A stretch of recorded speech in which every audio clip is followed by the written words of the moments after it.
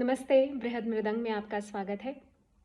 श्री रामचरितमानस के इस अंक में हम धीरे धीरे श्री राम के राज्याभिषेक की ओर अग्रसर हो रहे हैं और इसका जो वर्णन किया है तुलसीदास जी ने, गोस्वामी श्री तुलसीदास जी ने, वह अत्यंत विस्तृत है। तो इसकी चर्चा हम 2-3 अंकों में करेंगे।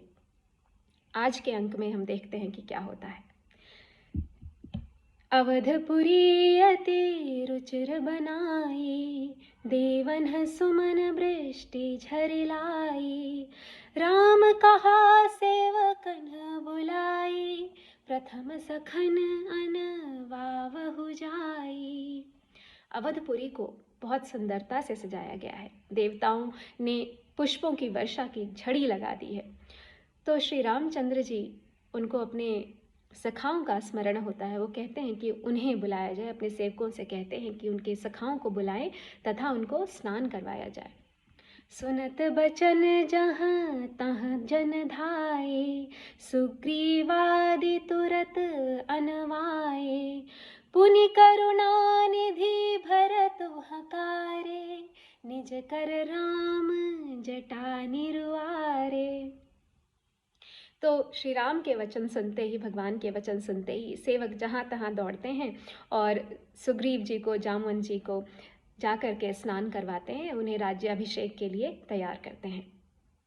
फिर करुणा निधान श्री राम वो भरत जी के बारे में सोचते हैं। भरत जी तो श्री राम के राज्याभिषेक की तैयारी में जुटे हुए हैं। तो श्री राम उन्हें बुलाते हैं और उनकी जटाओं को अपने हाथों से सुलझाते हैं, उन्हें मंगल स्नान करवाते हैं। भरत जी ने इन जटाओं का धारण क्यों किया था? श्री राम के लिए ही किया था। अनवाये प्रभु तीनों भाई, भगत बछल कृपाल रघुराई। भरत भाग्य प्रभु कोमलताई, शेष कोटि सत सकहि न गाई। और श्री राम सबसे बड़े हैं, उन्हें अपने छोटे भाइयों के लिए उनके मन में इतना स्नेह है कि वो सभी को बुलाते हैं और उनका मंगल स्नान करवाते हैं। तो यहाँ गोस्वामी श्री तुलसीदास जी कह रहे हैं कि करुणा निधान प्रभु श्री राम, भक्त वत्सल प्रभु, उनकी कोमलता और भरत जी के भाग्य का वर्णन तो कोटि शेष भी नहीं कर सकते हैं। जिनके पास सहस्त्र मुख हैं, सहस्त्र जिह्वाएं हैं, वह नहीं कर सकते हैं। फिर एक मनुष्य जिसके पास केवल एक जिह्वा है, वह कैसे कर पाएगा? पुनि निज जटा राम बिबराए, गुरु अनुशासन मांगे नहाए। करि मज्जन प्रभु भूषण साजे, अंग अनंग देखी सत लाजे। फिर प्रभु श्री राम अपनी जटाओं को सुलझाते हैं। किसकी आज्ञा से? गुरु के आज्ञा के पश्चात वह अपनी जटाओं को सुलझाते हैं और मंगल स्नान करते हैं। स्नान के बाद उन्हें आभूषणों से सजाया जाता है और उनके अंगों को देखकर ऐसा लगता है जैसे सैकड़ों काम लज्जित हो गए हैं। परंतु यहाँ भी प्रभु श्री राम की सुंदरता की उपमा सैकड़ों काम देवों से करना, उसकी उपमा देना इसी प्रकार है जैसे सूर्य को सैकड़ों जुगनुओं की उपमा देना हुआ। सासुन सादर जानकी ही, मज्जन तुरत कराय। दिव्य बसन बर भूषण, अंग अंग सजे बनाई। राम बाम दिसी शोभते, रमारूप गुण खानी। देखे मातु सब हरखी, जन्म सुफल निज जानी। सुन खगेश तेहि अवसर, ब्रह्मा शिव मुनि वृंद।